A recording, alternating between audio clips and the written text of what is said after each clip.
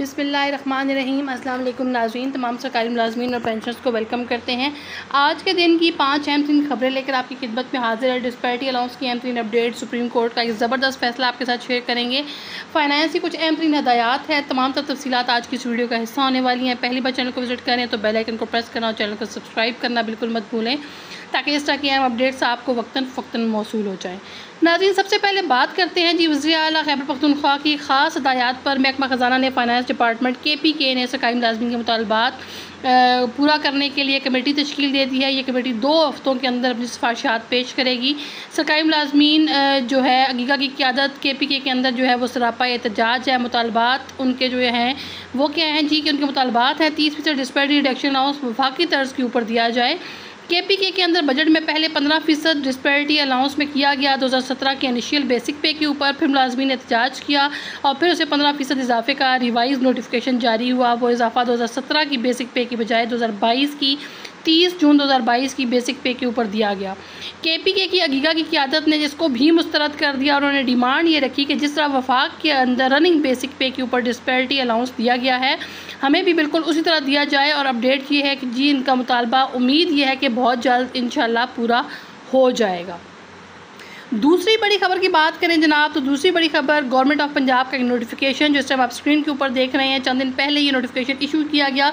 Grant of x Pakistan leave, इसका subject अगर आप चेक करें तो इस नोटिफिकेशन के अंदर सरकारी मुलाज़मीन जितने महकमों के अंदर सूबा पंजाब के अंदर, चाहे वो रेगुलर हैं, कॉन्ट्रैक्ट में हैं, जिस स्केल के ऊपर भी काम कर रहे हैं, उनके लिए ताज़ा डायरेक्शंस हैं। ताज़ा डायरेक्शंस क्या हैं कि सरकारी मुलाज़मीन एक्स पाकिस्तान लीव के लिए अप्लाई करते हैं, उनका अप्रूवल जो है या तो डिस्ट्रिक्ट अथॉरिटीज़ देती थी पहले, या सेक्रेटरी एजुकेशन या सेक्रेटरी हेल्थ या सेक्रेटरी जो फाइनेंस हैं या दीगर जो भी सेक्रेटरीट हैं महकमों के, वो देते थे और रूल के मुताबिक। लेकिन अब इसके ऊपर पाबंदी लगा दी गई है। अगर आप इस नोटिफिकेशन के अंदर आप सीनियर सेंटर के अंदर जाके पढ़ें तो बड़े साफ अल्फाज में लिखा हुआ है कि चीफ़ मिनिस्टर पंजाब मरियम नवाज़ साहिबा जो है उन्होंने अब ये ड्यूटी ले ली है और उन्होंने पाबंदी आयद कर दी है। उन्होंने कहा है कि पाकिस्तान लीव की जो अप्रूवल है अब वो CM पंजाब यानी कि मरियम नवाज़ साहिबा खुद देंगी। अब दीगर जो सीनियर्स थे उनसे ये परमिशन नहीं ली जाएगी, बल्कि मरियम नवाज़ साहिबा खुद ये परमिशन ग्रांट करेंगी।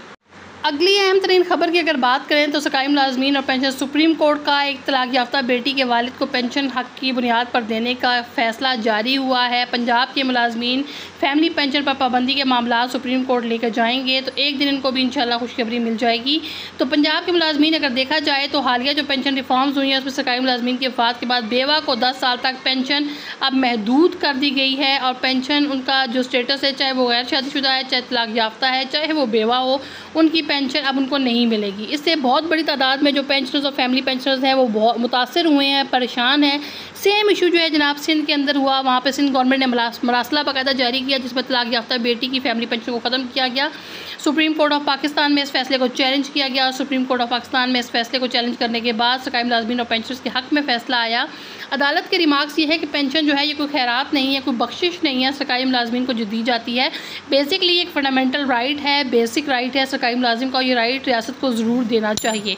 तो अब सेम किस्म की अमेंडमेंट इसी तरह की जो एक वफाकी हुकूमत के अंदर भी हुई, जिसमें बजट में ये अप्रूवल दिया गया कि सरकारी मुलाजिम की वफ़ात के बाद उसकी बेवा की पेंशन 10 साल तक महदूद कर जाए। ये बजट में चीज़ प्रेजेंट की गई, लेकिन अभी तक इसका कोई फाइनल फैसला नहीं आया, क्योंकि अरकान असम्बली ने इसके ऊपर बाकायदा आवाज़ बुलंद की और उन्होंने कहा, उनका मुतालबा ये था कि सवाल ये पैदा होता है कि 10 साल तक बेवा का पेंशन लेगी और उसके बाद वो बेवा कैसे अपना गुजारा करेगी। बेवा अपने खामन या सरकारी मुलाजिम की वफ़ात के बाद 10 साल तक पेंशन ले, उसके बाद क्या वो भीख मांगेगी या वो फाइनेंशियली किसी तरह सोसाइटी के अंदर, किस तरह वो एक सोसाइटी के अंदर सर्वाइव कर सकती है।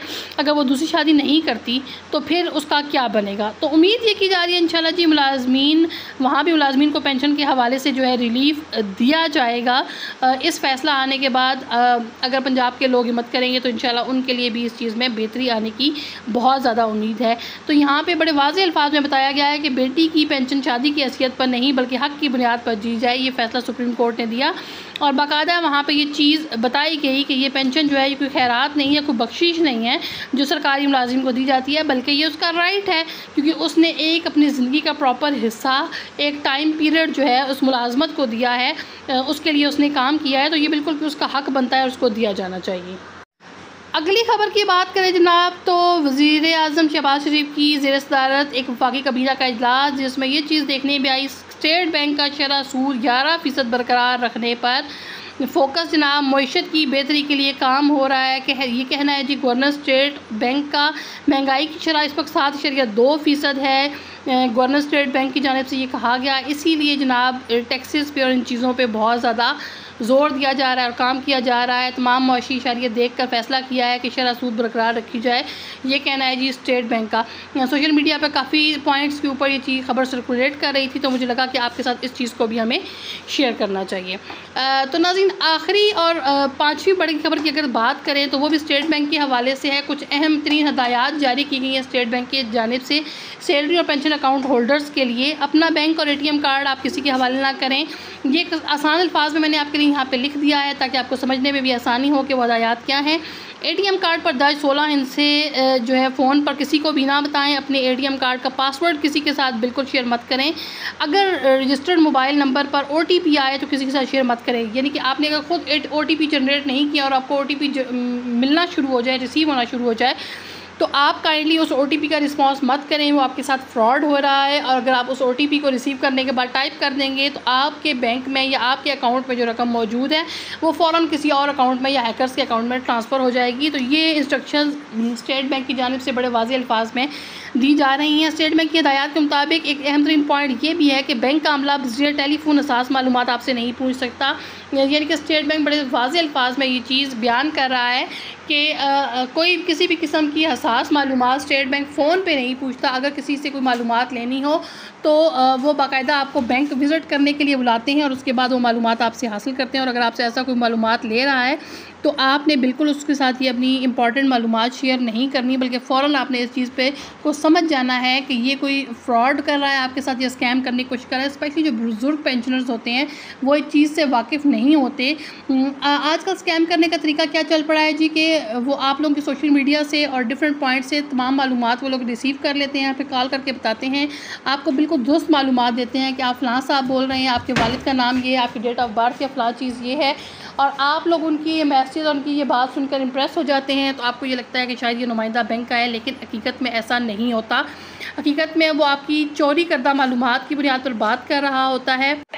आप बिल्कुल उसकी इन मालूमात को उनके साथ शेयर मत करें, इस किस्म के रिस्पांस मत दें। ऐसी सूरत हाल में बेहतर ये है कि आप उनको कहें जी मैं बैंक विज़िट कर लूँगा या कर लूँगी, और जो भी मेरे मामलात हैं मैं सुबह बैंक विज़िट करने के बाद आपके साथ शेयर कर लूँगी। तो जनाब, ये कुछ सैलरी और पेंशन अकाउंट्स की नई अहम तरीन हदायत जारी की गई थी जो हमने आपके साथ शेयर करनी ज़रूरी समझी। आज की इस वीडियो में 4 से 5 अहम तरीन अपडेट्स जो हमने आपके साथ शेयर की। उम्मीद है आज की वीडियो आपको पसंद आई होगी। वीडियो पसंद आई हो तो लाइक और शेयर ज़रूर करें, और जाते जाते चैनल को सब्सक्राइब करना और घंटी के बटन को प्रेस करना बिल्कुल मत भूलें। दुआ में याद रखें। अल्लाह हाफिज़।